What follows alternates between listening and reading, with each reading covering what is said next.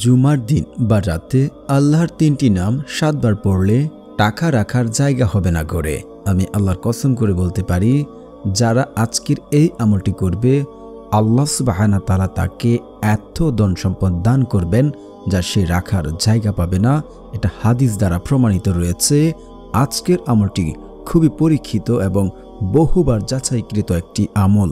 এই পর্যন্ত এই আমল যারা করেছে আল্লাহ রহমতে তারা সকলেই ফলাফল পেয়েছে। আর দিনটা হচ্ছে শুক্রবার।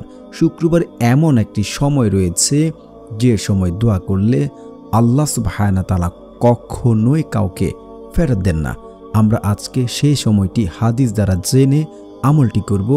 ইনশাআল্লাহ আল্লাহ আমাদের ধন সম্পদ বাড়িয়ে দেবে, টাকা পয়সা রাখার ঘরে জায়গা হবে না ইনশাআল্লাহ, যদি আমার বলা নিয়ম মেনে আপনারা আমলটা করতে পারেন।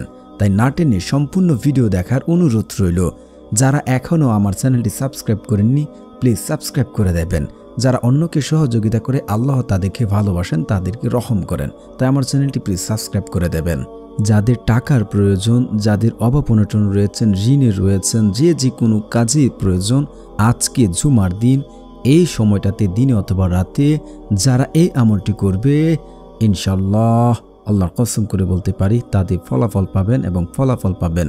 জুমার দিনে আল্লাহ সুবহানাহু ওয়া তাআলার ৩টি নাম যদি ৭ বার করে পাঠ করেন ইনশাআল্লাহ ফলাফল পাবেন। আল্লাহ রাসূল সাল্লাল্লাহু আলাইহি ওয়াসাল্লাম বলেছেন, দোয়াই ইবাদত। আল্লাহ তাআলা বলেন, তোমাদের প্রতিপালক বলেছেন, আমাকে ডাকো, আমি তোমাদের ডাকে সাড়া দেব। নিশ্চয়ই অহংকার বশত যারা আমার ইবাদত থেকে মুখ ফিরিয়ে নেয় তারা লাঞ্ছিত হয়ে জাহান্নামে প্রবেশ করবে।